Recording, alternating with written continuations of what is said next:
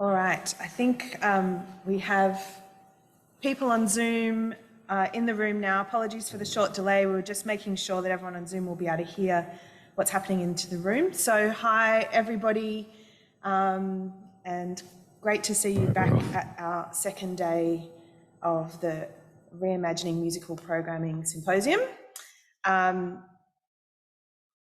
want to start by acknowledging the place, the country we're on, the Aboriginal country we're on, and I still have ringing in my ears the songs of this country that we heard yesterday from Jacinta Tobin and Cian Towers. And, I feel like those songs are going to carry us through the next couple of days as well. So we have a terrific program this morning, starting with Chris Coady, who's going to be our first speaker. And Chris is Associate Dean Research Education at the Sydney Conservatorium of Music here. He's a historical musicologist and jazz specialist.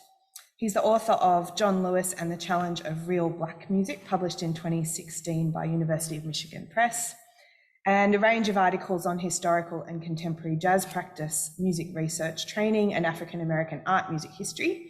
His sole authored and co-authored work has appeared in the British Journal of Music Education, Jazz Research Journal, American Music, Jazz and Culture, and the Musical Quarterly. I'll hand over now to Chris, who's going to talk about intercultural education, segregation, and youth music programming in mid-20th century New Orleans. Great, thanks everybody, and thanks for waking up so early to come and for this first session of this exciting day.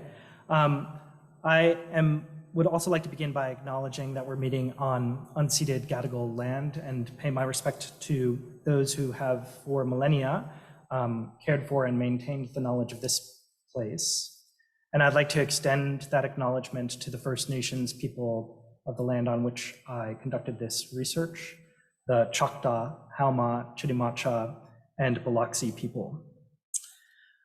On May 24th, 1956, the New Orleans Elementary School, or New Orleans elementary schools and high schools African American students attended, came together to celebrate National Music Week in a pageant at the New Orleans Municipal Auditorium. The theme of the pageant, Streets of New Orleans, required each school to present musical numbers suggested by local street names. Students from Alfred C. Priestley Junior High performed Irish composer James Linham Malloy's The Kerry Dance as a tribute to Dublin Street. Students from Joseph S. Clark Senior High performed an excerpt from Italian composer Pietro Mascagni's Cavalleria Rusticana as a tribute to Florence Street. Students from L.B. Landry Junior Senior High performed a suite of stylized Mexican folk songs as a tribute to Mexico Street. Havana Street, Edinburgh Street, and London Avenue were given similar treatment. The program then ended with all of the schools joining together in a collective musical tribute to Humanities Street, a thoroughfare cutting across the southern end of the Gentilly neighborhood in New Orleans North.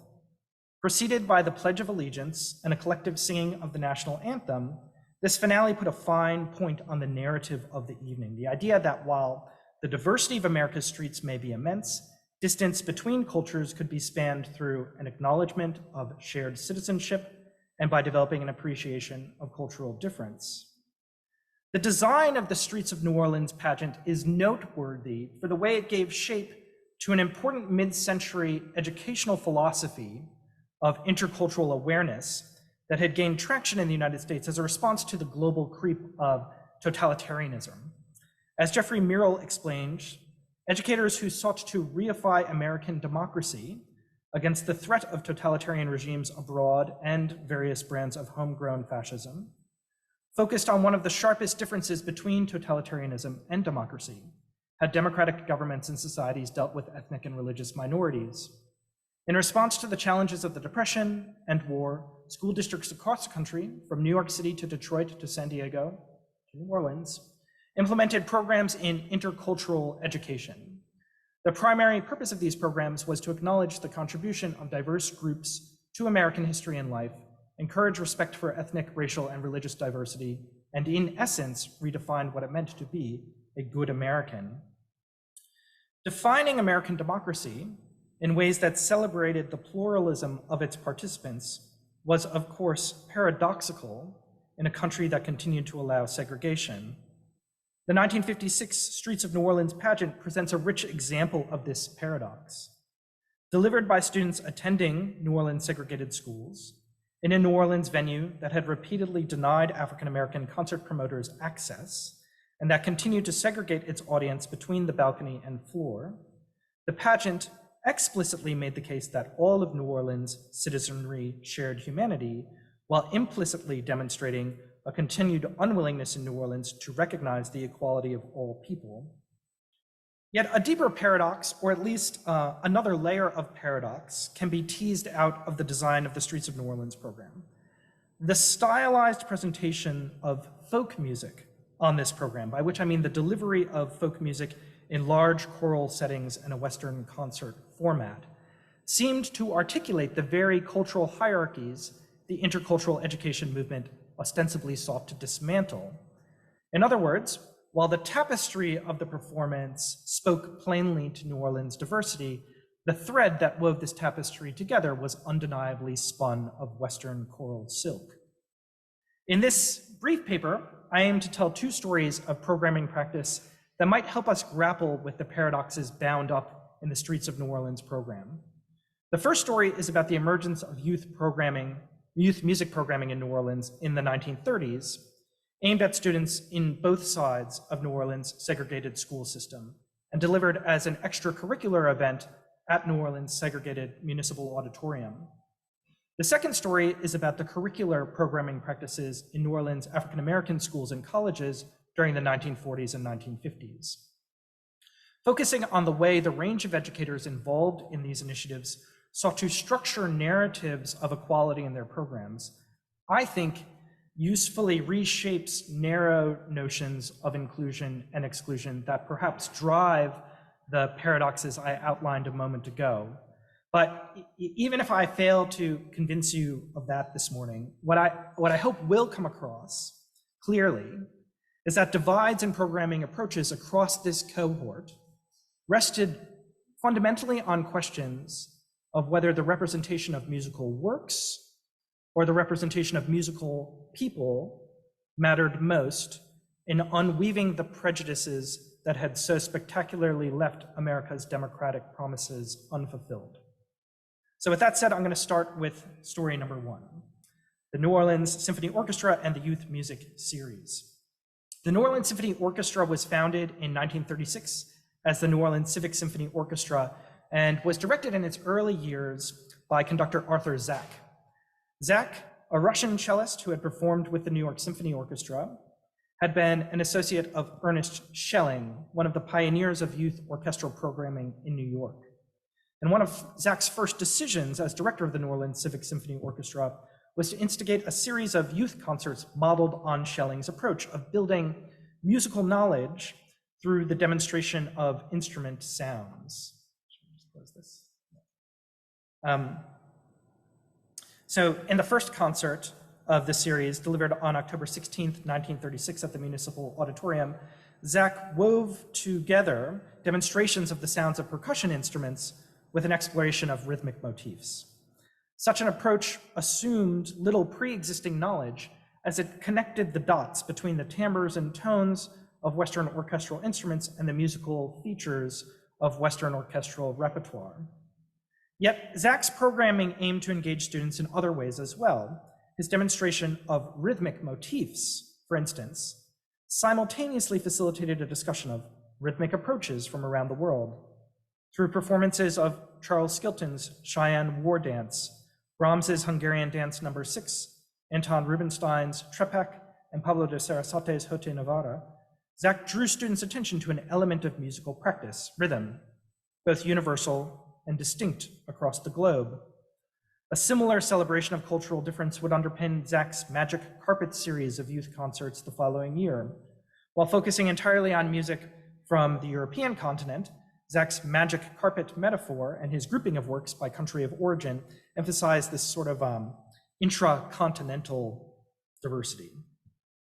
Zak's replacement in 1940, Ole Wingenstad, retained the orchestra's commitment to both Schelling's pedagogical approach and Zak's intercultural messaging. And in fact, in some ways, Wingenstad upped the ante. For his first youth series concert in 1940, Bindingstad borrowed Schelling's Lantern Slides and Notes from the New York Philharmonic and used them to annotate a concert focused on the sounds of string instruments. The Time-Picayune reported similar plans for a 1941 concert aimed at showcasing formalistic parallels between a range of folk-inspired European music. In the following year, when the youth series expanded its orbit beyond the municipal auditorium and began traveling to both New Orleans white public schools and African-American public schools, its intercultural gaze shifted southward. Aligning with a newly launched intercultural initiative within the public school system that aimed to strengthen inter-American relations by, quote, acquainting all elementary and high school students with the mode of life of our neighbors to the south and their problems, their ideas, and ideals, unquote, Bindingstad developed two programs that ran in dialogue with each other, one all North American and one all South American. South American selections included works by the Brazilian composer Hector Villa-Lobos and Antonio Carlos Gomez. North American selections included works by Ohio-born Ali Speaks and a performance of the fourth movement of Czech composer Antonin Dvorak's New World Symphony. So the obvious issue here with Zach and Bindingstad's approach was that anchoring discussions of musical diversity solely in performances of compositions rooted in Western orchestral language perpetuated an ideology of Western supremacy. Villa-Lobos's programmatic The Little Train of the Caipira, performed during the orchestra's 1942 to 1943 season, and in some ways, due to its programmatic nature, ideally suited for the music classroom, presented, as composer Acacio Piedade has noted, the techniques of the typical Brazilian country guitar in orchestral emulation, an effect that was read in the press as a demonstration of quote-unquote modern orchestral tricks. The music of America's first peoples was similarly filtered through a Western lens in Charles Skelton's Cheyenne War Dance and really essentially cut from whole cloth in Dvorak's New World Symphony. The heavy weight of Western culture in each of these works that represented the orchestra's boldest attempts at exploring diversity beyond Europe's boundaries, points to an intercultural bent of a fairly surface level variety.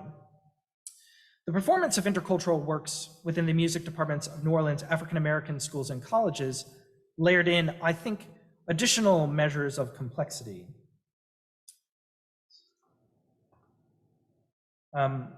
So frequent performances of excerpts from Samuel Coleridge Taylor's The Song of Hiawatha, Opus 30, serve as a useful case in point.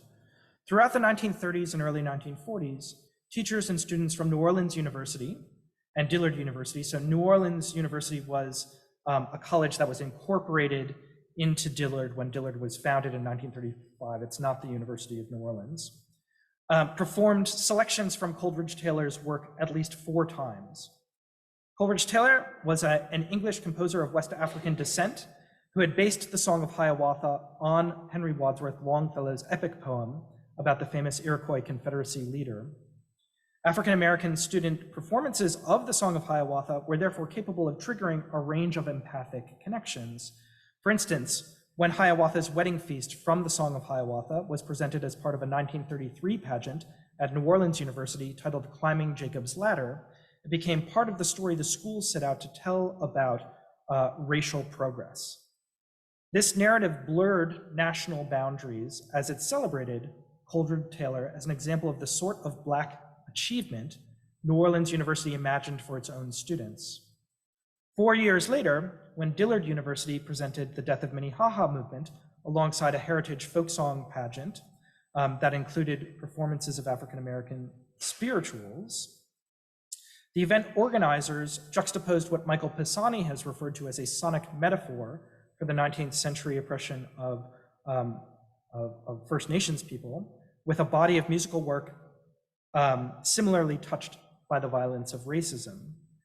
The experiences of America's first people and of African Americans were thus thematically bound at the event through musical works that either spoke to or carried with them the legacy of racial oppression. This foregrounding of a kind of collective Black identity i.e. the argument that people of color across cultures and nations were linked together by the experiences of having faced racism, broke with the generalist celebratory tone of the youth series. And to be clear, examples of intercultural initiatives aligned with the youth series approach can certainly be found in a survey of youth programming led by African American educators in New Orleans during the 1940s and 1950s, and that's perhaps most obvious in the design of the Streets of New Orleans program I spoke about at the beginning of this presentation. Yet a parallel story told to New Orleans African American students, often within the confines of African American controlled spaces, was that the diversity of Black lives, or was that of the diversity of Black lives within American society. So consider, for instance, the program from the 1941 Lower Mississippi Valley Music Festival, in which students from a range of New Orleans African American schools came together in various combinations to perform a spectrum of Black musical works. On the festival's opening night, Dillard students performed The Death of Minnehaha from Coleridge Taylor's The Song of Hiawatha. The following night, the New Orleans Children's Community Choir, Dillard University's chorus, and a range of other community choruses performed a concert of African American spirituals.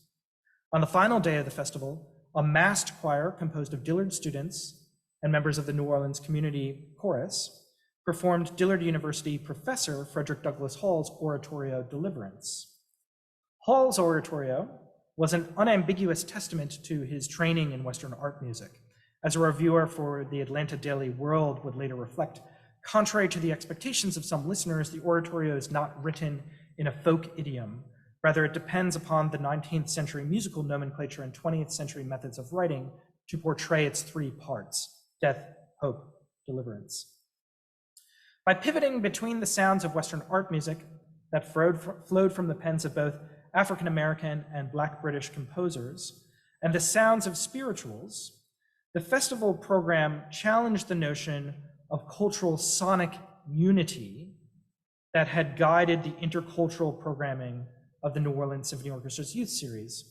In other words, such an approach plainly set out to celebrate Black music, yet it eschewed a conceptualization of Black music anchored in a particular set of racialized tropes, choosing instead to focus on the music of those bound together by a particular positionality. Viewed collectively, events for students delivered at Booker T. Washington High School, a segregated high school for African American students and a major cultural hub of musical performance in New Orleans, mapped out a similarly expansive constellation. As one of the few large-scale venues able to ensure equality of seating and open to African American promoters, the space was regularly utilized throughout the 1940s as a stage for performing artists of national and international stature.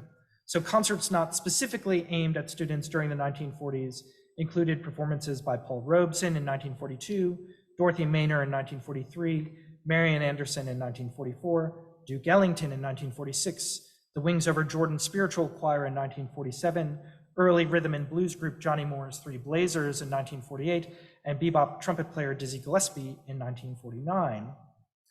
The possibilities of Black musical endeavor reflected in such a diverse and wide-ranging list of artists was mirrored in the youth programming delivered at the venue during the same time period. In 1943, for instance, child prodigy Philippa Schuyler, an 11-year-old African-American pianist and composer who had, in 1942, become the youngest ever inductee into the National Association of American Conductors and Composers, was invited to perform at the auditorium. Schuyler's compositional prowess had been covered extensively in the press across the United States, and her New Orleans performance was organized with the explicit intent of making certain that all school children get a chance to see this young genius. In 1947, the Parent-Teacher Association of Valina C. Jones School reserved the auditorium for a concert by Camille Nickerson, founder of the B-Sharp Music Club and a contemporary arranger and interpreter of Creole folk songs. As Nickerson's program moved from her arrangements of Creole songs to performances of spirituals and then back to Creole songs, this time with the assistance of students from the school, Nickerson worked to expand the tent of Black expressivity luring back in the thread of Creole experience that had been pushed to the side by the rise of black-white binary mindsets in New Orleans following the Plessy versus Ferguson Supreme Court decision in 1896. And the list of diverse performances at this incredibly important venue goes on. The parallel approaches to youth music programming in New Orleans that I've surveyed in these short case studies reveal two different approaches to cultivating intercultural understanding in the post-war years. The New Orleans Symphony Orchestra's youth series sought to showcase international cultural diversity as it engaged with the idea of living in a global neighborhood strengthened by international alliance. Understandably, coming out of, you hear me, it's in stereo. Right? Understanding was built in this context through familiarization with the sonic tropes that set the work of Anton Rubinstein apart from the works of Pablo de Sarasate and so on. Students who attended youth series concerts were thus presented the notion that the people and cultures of different nations could be conjured through particular sets of sounds, and that engaging with these sounds was sufficient in developing intercultural awareness. The musical programming of African American schools and colleges, on the other hand, worked to demonstrate that Black musical effort spanned a diverse array of approaches. Certainly, many of the artists showcased as part of African American school programming worked in the materials of canonical Western art music and the arranged spiritual style. Yet increasingly, students were introduced to a more diverse cast of persona that included forgotten Creole musicians, modern Black composers, and modern Black improvisers active in redefining the boundaries of the jazz genre. This approach emphasized the diversity that existed across those bound together by Black positionality in the United States, as it laid bare the many artistic routes people of color had traveled in America, centering knowledge of people, not knowledge of musical tropes, as the missing ingredient in a fully functioning intercultural world. And my final thought on all of this is that the notions of what it means to be inclusive that orbit each other in my case studies didn't and don't really seem to have been reconciled. I still hear them continuing to orbit each other in the curriculum and programming discussions I've been a part of at this university. And I would argue that looking at the strategies of the music educators in mid-century New Orleans, particularly those educators working at Booker T. Washington High School, may provide incredibly useful guidance for us here as we seek to deepen our commitment to diversity and inclusion in this building. I'll leave things there for now. Thanks everybody for listening.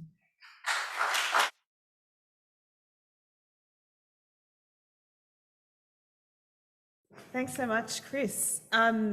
So we have a bit of time for questions now. We did start a bit late, so we want to make sure there's time for discussion. And on Zoom, you're also welcome to ask questions if you can use the raise hand function if you would like to ask a question from Zoom land. Does anybody in the room or on Zoom want to kick off with a question? Well, while people are thinking I need to stand in the microphone so you can all hear me there. Maybe my question is about where you ended there, about the lessons that this might have for programming and education here and now. And I was wondering, when you were talking about spirituals being sung by choirs that are also singing sort of art music repertoire, I suppose my question is, are there certain modes that lend themselves well or more easily to people sort of bringing them into programming or education repertoires, and others that pose more challenges in that regard? And what's your experience of that sort of, knowing you teach jazz, but also, across different modes, how easy or difficult is it to bring in different genres into a kind of education system that might be used to emphasizing art music? Yeah.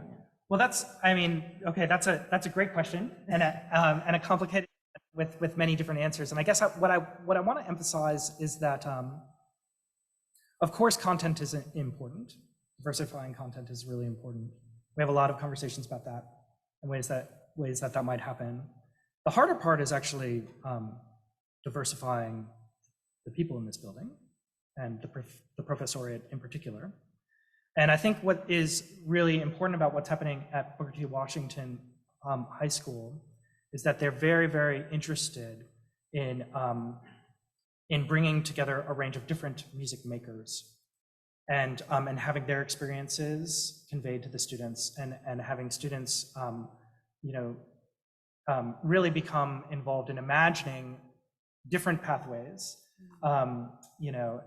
different pathways that they could pursue while still, being part of this incredibly important cultural center and cultural life in New Orleans and history of musical practice in New Orleans.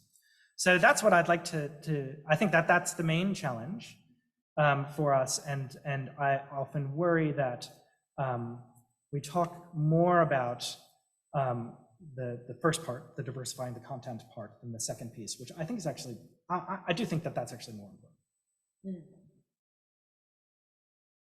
Other questions? Nicole? Oh, Nicole, yeah, let me microphone's give you the coming. mic. Lee, is this going well? Thank you, Chris, for a very insightful talk. I don't know if I have a question as much. I'd just love to hear your thoughts on this, and I've picked your brain for some time anyway. But I'm curious about what you feel like. I know that when I was, the language of educating, I guess, is where I'm going. Because I know that when I was younger, one teacher gave me the music of Nathaniel Dett, but must have been 12. And I didn't learn that he was African American until I was 25. So it's an interesting journey, and I wonder what you think about, particularly in the States, as you know, it's like a politeness that has to happen, perhaps, that veers on the direction of erasure, right? Yeah. And so I wonder what your thoughts on articulating these things, especially even that could happen at Booker T. Washington or Dillard by accident, Sure. And so what are your thoughts on that concept, if that was clear at all? Yeah. Well, that's a great question. And it makes me think of some of the things that Jesse Cox was talking about in his presentation yesterday around erasure and colorblindness. And I think that one thing that sometimes happens when people sort of make this switch to, well, let's just celebrate the diversity of everyone here is a unique individual. Let's celebrate our shared humanity or whatever. That those important stories of experience get lost, and that you very well could sort of, let's say, have a discussion of Miles Davis and never talk about what his experience was, or what his experience was at Juilliard, and why that was so particularly formative for him in terms of the kind of art he wanted to make and the kinds of ways he wanted to bring his experience as a Black man into the arena of a wider discourse about what music means and how it's powerful. So I certainly don't have a solution of that to articulate here, but I think it's work that all educators need to lean into. I think it scares a lot of people, and I think that there are, I'm certainly learning all the time about how to do that in an appropriate way. But it's something that, just because it's messy and hard, I don't think we can ignore it. Other questions? Toby. Thank you, Chris. That was fascinating. And I guess I'm wondering about the students at Booker T. Washington High School. The people who went on to have musical careers talk about the experience at high school. Do we know? Oh my gosh, yes. Okay. so I mean, it is like when you go to New Orleans and you talk, like, this is musical families, many different kinds of prominent musicians talk about this as being an incredibly formative experience, and the high school and the auditorium is closed. So this is not a place of ongoing cultural practice anymore. And I have been thinking a lot about this in terms of, there's going to be a lot of presentations at the symposium on the way that buildings hold particular energies and how bringing performance into those buildings can sort of reignite those energies, or perhaps try to I don't know, challenge that. Anyway, buildings are important. And this is one of the, I think one of the great tragedies of New Orleans history is that the sort of the sacredness of that space, and I'm not saying that in a flippant way, like literally talk to anybody from New Orleans, and they will tell you that this was in fact like a very important site. And the other thing that I'll say, before I get too sort of excited about this, is that it's an important site for everybody in New Orleans in ways that other places aren't not, because it was an integrated space. So these concerts that I put up on the other screen, you know, Duke Ellington, this was the only time in New Orleans you could go and sit next to somebody of a different race and watch the music of Duke Ellington. And it was like that it was the only place that you could go and hear Marian Anderson and sit next to somebody that was a different race than you. And that was just incredibly important, that, you know, the municipal auditorium had seating for both for white people and people of color. But Booker T. Washington was like, no. And they made, this was so bold in their advertising of it. They were like, you should come. They're like, don't expect to like be able to pick your seat. Like, you're gonna sit wherever there's a seat, but you should come to these concerts. And so it was very important for a lot of people. Terrific. Well, we should move on to our next presentation, but join me in thanking Chris very much.